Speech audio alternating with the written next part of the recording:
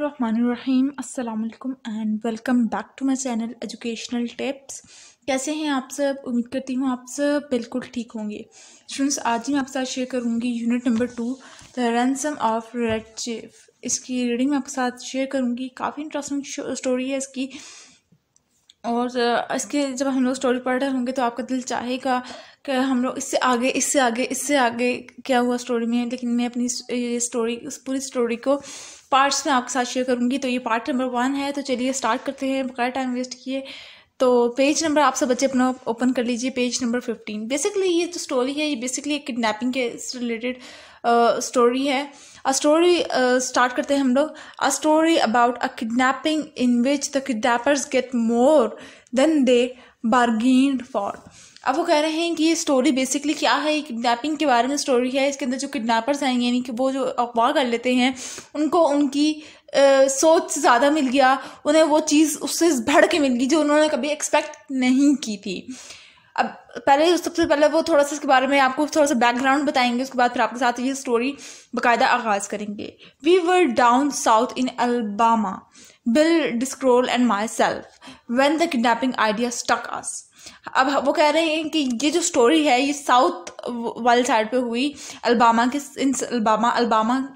में ये वाली स्टोरी प्लेस हुई। यानी कि ये स्टोरी, और इसके अंदर बेसिकली जो स्टोरी राइटर वो खुद ये अपनी स्टोरी बता रहा है और अपने एक फ्रेंड की जिसका नाम बिल डिस्क्रोल है।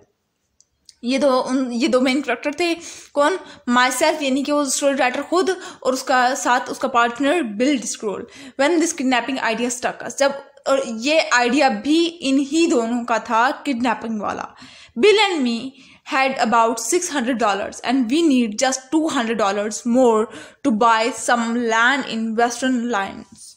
अब वो कह रहे हैं कि हमारे पास $600 ऑलरेडी मौजूद थे और हमें $2,000 और मज़ीद चाहिए थे ताकि हम लोग वेस्टर्न लैंड्स में एक ज़मीन खरीद सकें, यानी कि ज़मीन को अपना नाम करवा सकें। We figured that family love is strongest in semi-rural communities and decided to do our kidnapping in Summit, a small town। अब वो कह रहा है कि जिस तरह से होता है ना कि गांव देहातों के अंदर या वो इलाका जो कि शहरों और गांव के दरमियान में होते हैं, शहरों या कस्बों के दरमियान में होते हैं, उधर के जो रहने वाले लोग होते हैं, कोई भी ऐसी कम्युनिटी जहाँ पे लोग मिल के रह रहे हों, जहाँ पे फैमिलीज मिल के रह रही हों, जिस तरह से हमारे आप लोगों के गाँव हैं, हमारे गाँव हैं, सबके गांव जिस तरह से होते हैं, वहाँ पर काफ़ी ज़्यादा हमारी फुल फैमिलीज मिल के रह रही होती हैं, तो उनमें ज़्यादा प्यार और मोहब्बत ज़्यादा होता है बजाय इसके कि जो लोग शहरों में रह रहे होते हैं, जो लोग तो काफ़ी डिस्टेंस से रह रहे होते हैं, क्योंकि उनमें काफ़ी कम इंट्रैक्शन होता है, तो वो लोग आपस में कम इंट्रैक्ट होते हैं, तो उनके ताल्लुकात इतने ज़्यादा क्लोज नहीं होते जितना आम आप अगर फैमिलीज जब काफ़ी ज़्यादा इकट्ठे रहती होती हैं वहाँ पर ज़्यादा होते हैं। ठीक है, उधर प्यार और मोहब्बत, उधर चीज़ों की शेयरिंग एंड लेन देन सारा कुछ काफ़ी ज़्यादा होता है बजाय इसके कि आप बहुत दूर जो रह रहे हो उधर के। ठीक है, तो अब ऐसी जगहों पे प्यार मोहब्बत ज़्यादा होगा। अब इसने और उसके दोस्त ने बिल डिस्क्रोल ने ये सोचा कि हम लोग उधर का बच्चा, उस इलाके का, उस जगह, ऐसी जगह का बच्चा किडनैप करें जो इस तरह के जिसके अंदर प्रॉपर्टीज उस जगह के हों। ठीक है, we selected for victim the only child of a prominent citizen named Ebenezer Dorset. हमने एक बंदा सिलेक्ट किया, एक सिटीजन था जिसका नाम क्या था, जो एक शहरी था उसका नाम क्या था, ब्रिंजर डॉर्सेट। ये एक आदमी था और ये काफ़ी अपने उस इलाके का, अपने शहर का काफ़ी इसको अमीर इंसान माना जाता था। Mister Dorset was known for his wealth. वो अपनी दौलत, अपनी शोहरत, अपने पैसे, अपने माल की वजह से मिस्टर डॉर्सेट मशहूर थे। Which he made from lending mortgage and making foreclosures. अब ये जो उसके पास दौलत आ रही थी, अब साथ इस स्टोरी में ये भी बता दिया कि इसके पास ये दौलत कैसे आ रही थी। देखिए, आज भी ये रूल है, पहले भी ये रूल था और ये रूल आगे भी रहेगा। देखिए, जब हम लोग किसी से उधार लेते हैं, जब हम लोग किसी से पैसे कर्ज लेते हैं, ठीक है, जब हमने कर्ज लिए तो हम लोग साथ साथ ये भी कह देते हैं कि हम लोग, जिस तरह से आज मैंने आपसे 2,000 रुपये मैंने आपसे कर्ज लिया, मैंने कहा कि मुझे 2,000 रुपये दे दो, मैं आपको 3 महीने बाद पैसे दे दूंगी। ठीक है। अब मैं 3 महीने बाद वो पैसे लुटा नहीं सकी due to some personal reasons और एक्सेट्रा कुछ वजूहात की बिना पर मैं आपको वो पैसे, आपको 2,000 रुपये आपके लुटा नहीं सकी 3 महीने के अंदर। तो आप लोग जो मैं उन पैसों से किया हुआ उस पर कब्जा कर लेंगे। अगर मैंने वो जिस तरह से 2,000 रुपये मैंने घर बनाया, ठीक है, फॉर एग्जाम्पल, ठीक है, मैंने 2,000 रुपये का मैंने घर तामीर किया, ठीक है। अब ये एग्जाम्पल है, आजकल के दौर में तो 2,000 का तो कुछ भी नहीं आता घर का, ठीक है।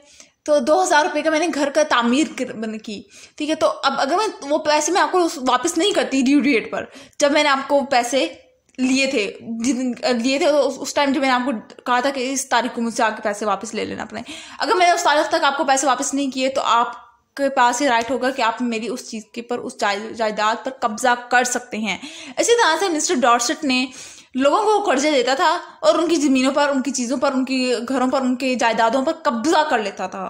इस तरह से ये दौलतमंद इंसान बन गया। The kid was a boy of 10। उसके पास उसका एक ही बेटा था और वो 10 साल का था।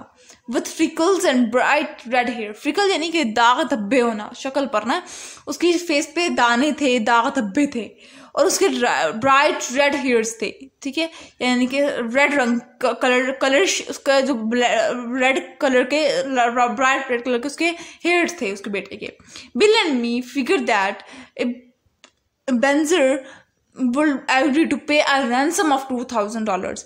मैंने और बिल ने ये इरादा किया, हमने ये सोचा कि शहर में ये इंसान है जिससे हम लोग अगर $2,000 इसके बच्चों को अगवा करें और उसके बेटे को वापस देने को, उसको इसके लिए हम लोग उसको $2,000 कहें कि हमें $2,000 मुआवजा दे कि हम आप उसके बेटे को छोड़ देंगे, फिर तो ये दे देगा क्योंकि ऑलरेडी काफ़ी अमीर है। But wait till I tell you what happened. लेकिन फिर हमने वेट किया कि देखते हैं कैसे कैसे क्या क्या ट्विस्ट एंड टर्न्स आते हैं। About 2 miles from summit was a little tree covered mountain. अब वो क्या कह रहे हैं कि 2 miles दूर एक माउंटेन था। On the rear slope of this mountain was a cave. और इस माउंटेन की दूसरी तरफ, उल्टी तरफ, ठीक है, एक ये फॉर एग्जाम्पल की माउंटेन है, इस तरफ वो खड़ा हुआ है बिल, ठीक है, और इस तरफ को एक गाड़ थी, केव था, ठीक है, जिसको इन लोगों ने टारगेट बनाया था कि यहाँ पर हम लोग बिल को, जहाँ पर उसके बेटे को, मिस्टर डॉर्सेट के बेटे को अगवा करके इस कार के अंदर लेकर आएंगे। There we stored provision. अब वो कह रहे हैं कि उधर हम लोगों ने सामान जमा करना शुरू कर दिया। वन इवनिंग वी ड्रोव इन अ बगी पास्ट ओल्ड डॉर्सेट हाउस। एक दिन हम लोग एक बगी के अंदर हम लोग बैठकर हम लोग डॉर्सेट के घर के पास से गुजर रहे थे। The kid was in street. और वो बच्चा गली में खेल रहा था, throwing rocks at the kitten on the opposite fence. और वो किटन के बिल्ली के बच्चे को पत्थर मारा था जो कि फेंस के बाग के दूसरी तरफ था। हे से बिल ने कहा, hey would you like some candy? क्या तुम ये टॉफ़ी लेना पसंद करोगे? जैसा वो होता है ना, कहते हैं ना टॉफ़ी नहीं लेनी किसी के पास से, वो वाला चाव हो रहा था यहाँ पे। अब बॉय, वो जो बच्चा था मिस्टर डॉर्सेट का, वो काफ़ी शार्प था। The boy threw a piece of brick at bill's head. अब उस बच्चे ने वही पत्थर जो थे उसके हाथों में, छोटे छोटे टुकड़े थे, वो उसके बिल के हेड पर सर पर मारना शुरू कर दिए। That boy put up a fight, but suddenly we got him in a buggy and drove up to the cave। अब काफ़ी लड़ाई हुई हमारी और उस बच्चे की, काफ़ी मुश्किलों से उसको बग्गी में डाला और हम लोग उसको केव तक ले आए। After dark, I drove the buggy back to the village I had hired it in and walked back। अब उस बच्चे को वॉक करने के बाद, केव तक छोड़ने के बाद, मैं उस बग्गी को वापस जिसके पास से मैंने किराए पे ली थी वो बग्गी, उसको वापस कराया और खुद वापस कार में पैदल आया। Bill was examining and treating the scratches and bruises on his face and legs। अब बिल जो है ना, वो बैठा कार के अंदर देख रहा है कि उसको कहाँ पर उस बच्चे ने चोट और खराश, ब्रुशेस और स्क्रैचेस यानी कि खराश और चोट वगैरह देख रहा था उसके लेग पर और फेस पर देख रहा था कि कहाँ पे उसको चोटें आई हैं, ताकि वो उनकी मरहम कर सके, उनकी मरहम पट्टी कर सके। There was a next page पे आती, पेज नंबर 16 पर। There was a fire burning in the cave। अब केव के अंदर, सुगार के अंदर आग जल रही थी। And the boy was sitting by it। और बॉय उस आग के करीब लेटा हुआ था। और ये देखिए बिल, ठीक है, with 2 buzzard tail feathers stuck in their in his red hairs. अब उसके सर के ऊपर ना इस तरह से 2 पर लगे हुए थे, ठीक है, 2 ईगल के पर लगे हुए थे, ठीक है। हाँ, crushed do you dare to enter red shift camp.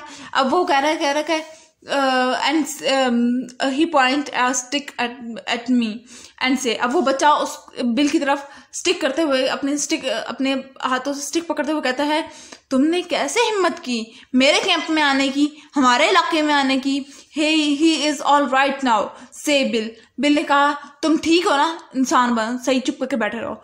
We are playing red Indian. अब हम I am old Hank, red captive, and I am to be scalped at daybreak. Out, the kid can kick hard. उसने कहा, मैं इस time तुम्हारा सरदार हूँ, मैं तुम्हारा इस टाइम कैप्टन हूँ, और मैं तुम्हें ऑर्डर देता हूँ कि तुम चुप करके बैठो। बच्चा काफी बोल रहा था उस टाइम क्योंकि, ठीक है। और फिर बिल कहता, आउच, उफ, गमज़दा होकर, इस बच्चे ने तो मुझे बहुत जोर का मारा है। The boy seemed very happy. अब that boy seemed very happy, वो जैसे उसके जज्बात देख रहा था कि उसको दर्द हो रही है, तकलीफ हो रही है, तो वो साथ खुश भी हो रहा था कि जिसको वाकई में इसको दर्द हो रही है, इसने मुझे नुकसान पहुंचाने की कोशिश की लेकिन ये खुद फंस गया। The fun of camping out had made him forget that he was a captive.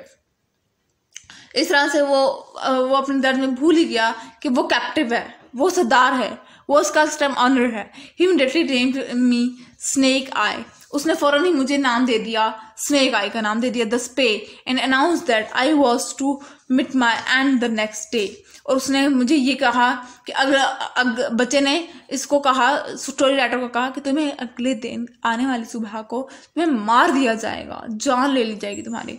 Then we had supper and he filled his mouth full of meat, bread and gravy and talked. अब फिर उसके बाद उसको खाना दिया गया, उसने वो गोश्त खाया, अपना मुंह गोश्त से भर लिया और उतना ज़्यादा सालन लिया, और वो साथ साथ खा भी रहा, साथ साथ बोल भी रहा था। His speech went something like this, और वो कुछ इस तरह से बोल रहा था, I never camped out before, मैंने इस तरह की कैंपिंग कभी नहीं की है। It's fun, ये मज़े का है, ये इस काम में मज़ा आता है, यानी कि मुझे कोई और भी अगवा कर ले उस पर भी मुझे बहुत मज़ा आएगा। But I had a pet once, लेकिन मेरे पास एक पालतू कुत्ता है, and was 9 last birthday, and I was 9 last birthday, और पिछली बर्थडे पर मैं 9 साल का हो गया था। फजूल सी बातें कर रहा था, कोई काम को बातें नहीं कर रहा था वो बच्चा। Are there any real red Indians in the woods, in this woods, क्या यहाँ पर असली में लाल रंग के इंडियंस रहते हैं इधर? I went some more gravy, मुझे और ग्रेवी चाहिए, मुझे और शोरबा चाहिए। Do the moving trees make the wind blow, क्या ये जो दरख्त और हिल रहे होते हैं इनकी वजह से हवा चलती है? इस तरह के फजूल से सवाल कर रहा था। We have 5 puppies, what make your nose so red hangs, मेरे पास 5 पप्पी हैं, यानी कि कुत्ते के बच्चे हैं, तुम्हारी नोज रेड क्यों हैं? My father has lost lots of money, मेरे बाप के पास काफ़ी पैसे हैं। आर द स्टार्स हॉट, क्या जो तारे होते हैं वो गर्म होते हैं? Do oxygen make any noise, क्या ऑक्सीजन की कोई आवाज़ होती है?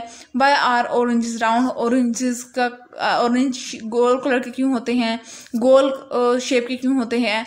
अ parrot can talk but a monkey और अ फिश कांट, एक पैरट बोल सकता है, तोता बोल सकता है, जबकि मंकी या फिश क्यों नहीं बोल सकते? Even few minutes he will remember that he was red Indian and would let out a war whoop that made old Hank shiver. The boy had Bill's terrorized from the start. कुछ देर बाद उसको याद आ गई कि वो तो red Indian है। I said kid would you like to go home, फिर मैंने उसको कहा, मैंने कहा बच्चे क्या तुम्हें घर जाना है? व्हाट फॉर, से ही, उसने कहा किस लिए जाऊँ मैं घर वापस? I don't have any fun at home, मुझे घर में मज़ा नहीं आता। आई हेट स्कूल, मुझे स्कूल बुरा लगता है, मुझे स्कूल नहीं जाना। I hate camping, I like camping, मुझे इस तरह कैंपिंग पसंद है। You will take me home, you will not take me home, तुम मुझे घर नहीं लेके जाओ। स्नेक आई विल यू, क्योंकि उसने स्नेक आई उसका नाम रखा था, तो वो कहता स्नेक आई क्या तुम मुझे नहीं, तुम प्रॉमिस करो तुम मुझे घर नहीं लेके जाओगे ना? नॉट राइट अवे से आई, मैंने कहा, फिर मैंने कह दिया जवाब में, अभी नहीं लेके जा रहे। ये से ही उसने खुशी से कहा, मैं अभी घर नहीं जा रहा। I never had such fun in all my life, मुझे इस तरह का मज़ा आज तक कभी नहीं आया। अब at about 11 o'clock we spread down some white blankets and went to bed. अब 11 बज रहे थे रात के, तो फिर हमने ब्लैंकेट्स लगाया, कंबल वगैरह बिछाया और हम लोग बेड लगाया और हम लोग सो गए. Red chief kept us awake for 3 hours. उस रेड चीफ ने, उस बच्चे ने हमें 3 घंटे जगा कर रखा. Jumping up and reaching for his rifle and screeching in our ears as each crackle of the twig or still of, मतलब एक जगह से कूद रहा है, फलांग रहा है, कभी हमारे ऊपर चढ़ रहा है, कभी इस तरह से हरकतें कर रहा है. At last I fail into trouble sleep and dream that I had been kidnapped and chained to a tree by the fierce pirate with red hairs. फिर आखिरकार मैंने सोचा मैं इस बच्चे को बांध ही क्यों ना दूँ, या इसको किसी एक ऐसी जगह पर उसको टाइट करके पकड़ के बांध दूँ. ठीक है, तो आज जहाँ तक पढ़ते हैं, टाइम काफ़ी हो चुका है. फिर पार्ट 2 के अंदर मैं आपके साथ इसकी बाकी की रीडिंग शेयर करूँगी. आई होप सो आपको यहाँ तक की रीडिंग आप लोगों को समझ आ गई होगी. अगर आज का लेक्चर आप लोगों को समझ आ गया है तो मेरे चैनल को सब्सक्राइब कर दीजिएगा, वीडियोस को लाइक कर दीजिएगा और साथ ही साथ बेल आइकन को प्रेस करना मत भूलिएगा. इससे मेरी आने वाली हर लेटेस्ट अपडेट सबसे पहले आप तक पहुँचेगी. मिलती हूँ किसी और वीडियो में. दुआ में याद रखिएगा, अपना ख्याल रखिएगा. अल्लाह हाफिज़.